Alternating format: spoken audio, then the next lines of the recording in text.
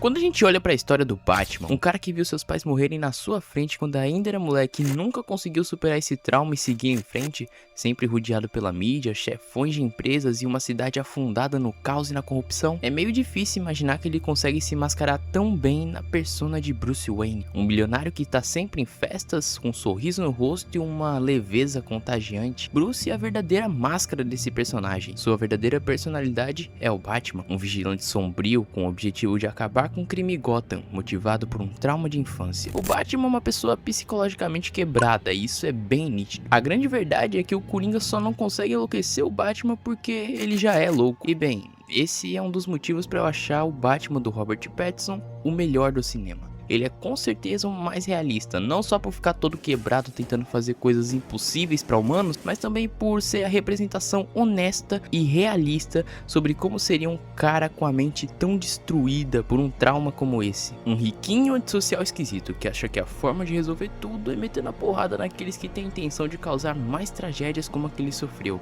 E não porque é o certo defender a população ou por um símbolo de esperança, mas sim por pura e honesta vingança. Ele nem mesmo se identifica como Batman, sempre quando é questionado, ele se diz como a própria vingança.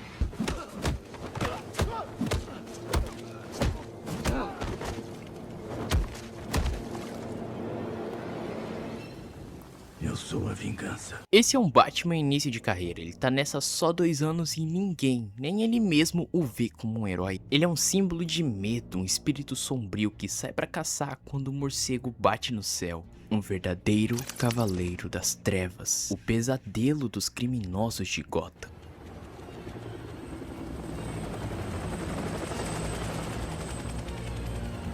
Medo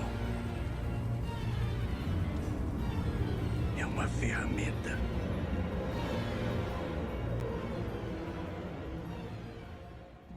Mas não são só eles, a população também partilha desse medo. Pra eles, o Batman é só mais um louco fantasiado, ele não é muito diferente do resto da criminalidade de Gotham. Aqui não existe Bruce Wayne, ele não tem interesse algum em ser um Wayne porque além de ele não ver vantagens, ele tá convencido de que Gotham tem salvação. E se ele se esforçar mais, quem sabe essa salvação não chegue logo. Seu discurso de vingança é assumido por ele porque pra ele é uma missão pessoal. Mesmo que seu maior objetivo seja fazer de Gotham um lugar melhor, são nítidos os sentimentos que ele transparece quando tá em ação.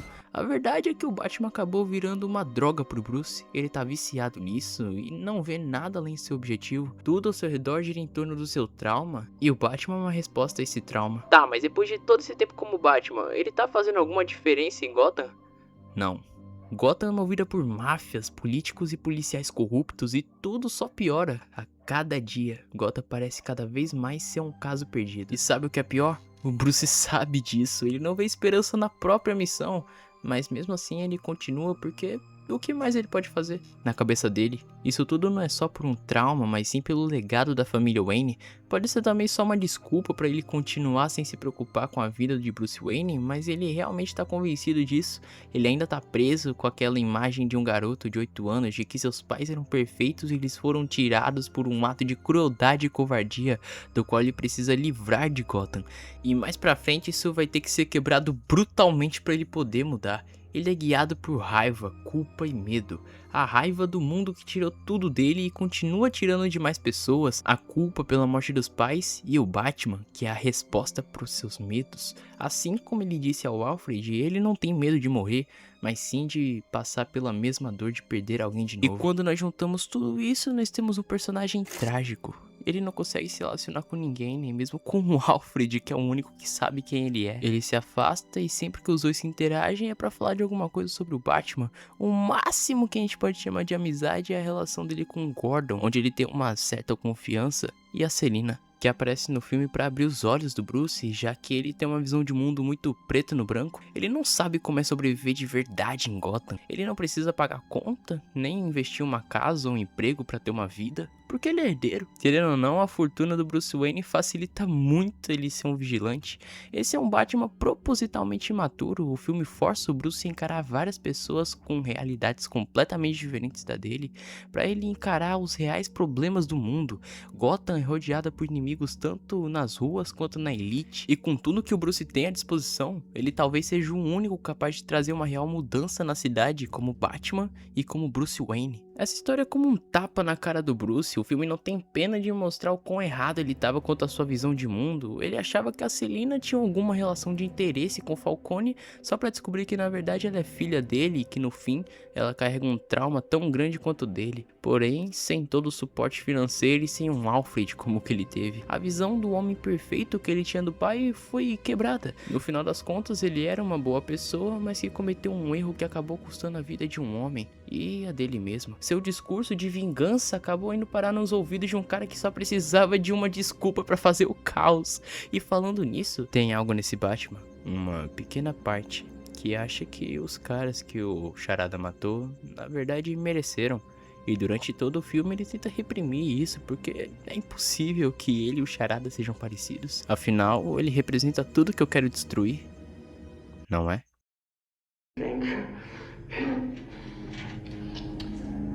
I think you don't really care about his motives, whether he loves or hates you.